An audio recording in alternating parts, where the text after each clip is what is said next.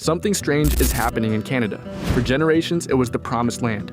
Clean cities, free healthcare, safe neighborhoods, a place people didn't just move to, they believed in. But now, people are quietly leaving. Immigration targets are being missed. Cities are hollowing out. And for the first time in decades, Canadians themselves are saying, this isn't working anymore. You've heard the headlines, the housing crisis, the rising cost of living, political gridlock. But what if those headlines are just symptoms? What if the real reason for Canada's decline is something deeper, and no one's talking about it? Because the truth is uncomfortable.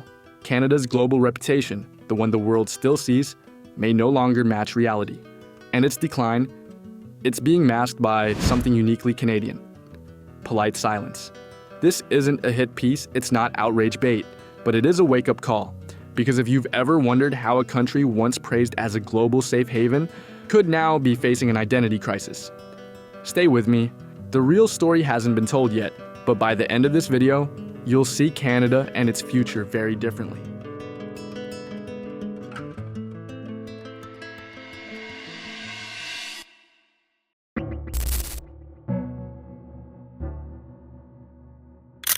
What if I told you the decline of Canada didn't start with a crisis, but with a promise of prosperity, a better life, a dream sold to millions, and quietly slipping away. Not long ago, Canada was a symbol of stability, a safe haven for families, immigrants, and investors alike. The Canadian dream wasn't just a slogan, it was real. Affordable homes, universal healthcare, clean streets, economic opportunity. Canada was one of the most desirable places to live on Earth. But that dream is unraveling. Let's go back. In the early 2000s, Canada's housing market was relatively calm.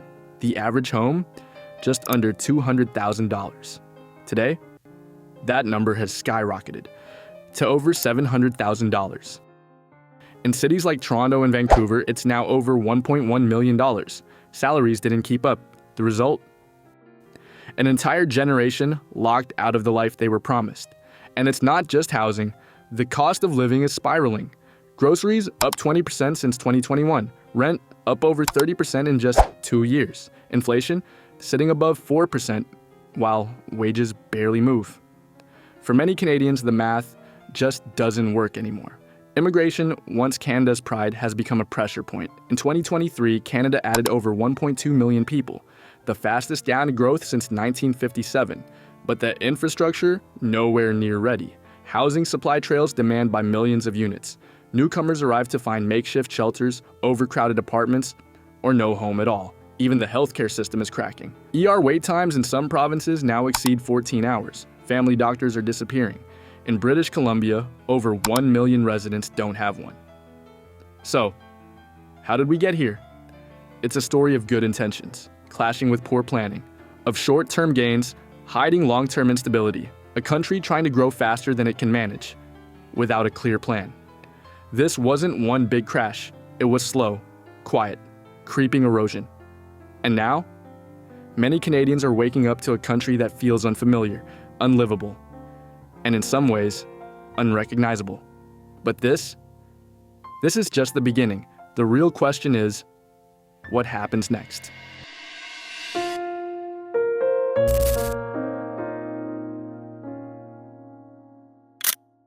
Imagine waking up in the city you've always called home and realizing it no longer wants you.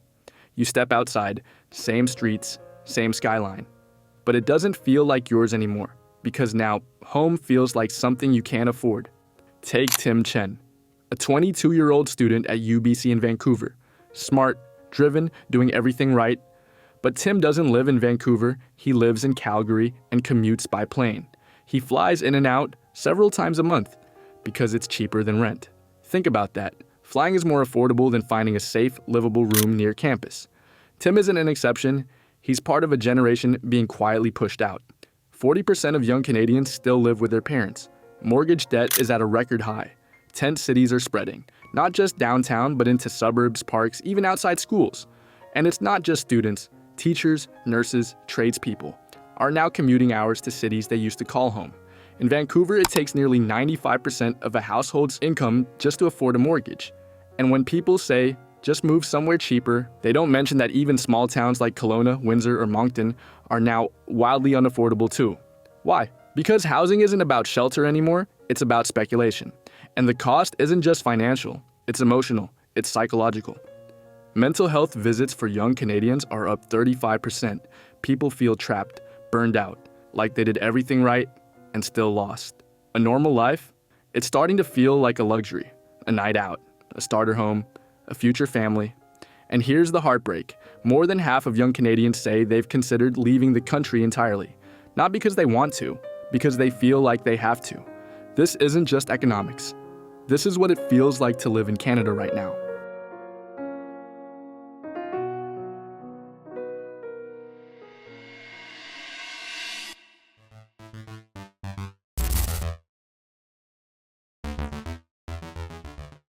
But if this crisis is so urgent, why does it feel like nothing's changing? Why does it feel like our leaders are always a few steps behind? Or worse, not even trying? Because behind the speeches, the headlines, and the photo ops, there's a deeper truth the data refuses to hide. Take the foreign buyer ban in 2023. It sounded tough, but foreign ownership made up less than 5% of all purchases, and loopholes let investors funnel money in through trusts and corporations anyway. The ban wasn't a solution, it was a headline. Meanwhile, federal investment in affordable housing has barely moved the needle. Since 2010, Ottawa's spending has averaged just $2 billion a year, a drop in the bucket compared to what's needed. Experts say we need 350,000 new units every year. We're building barely 200,000. They say zoning reform is on the way. But 70% of urban land in Canada is still zoned for single-family homes. Municipalities kill proposals in committee rooms, under pressure from wealthy homeowners who fear change. 60% of cities rejected zoning reforms between 2018 and 2022. New tax-free accounts, like the First Home Savings Account, sounds great, but less than 10% of first-time buyers used it in 2023. Why?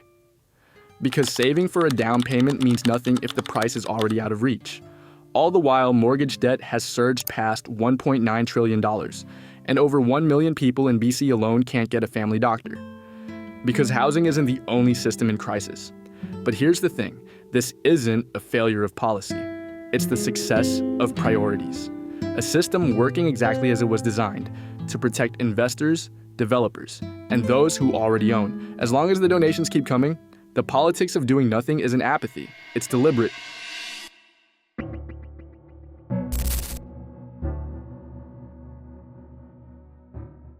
So, if we know what's broken, why aren't we fixing it? Why does it still feel easier to imagine the end of the world than the end of the housing crisis? Because this isn't about poor planning, it's about deliberate design. Canada's housing system wasn't built to serve everyone. It was built to serve those who already have. That means we don't need tweaks. We need transformation. First, end exclusionary zoning. Right now, over 60% of residential land in cities like Vancouver and Toronto is reserved for single-family homes. It's a 20th century rule strangling a 21st century city. Legalizing fourplexes, laneway homes, and townhouses won't erase neighborhoods. It will let more people in. Second, build social housing at scale. In the 1940s, we built over 50,000 public homes a year. Today, fewer than 1,000. The land is there. The tools exist. What's missing is ambition.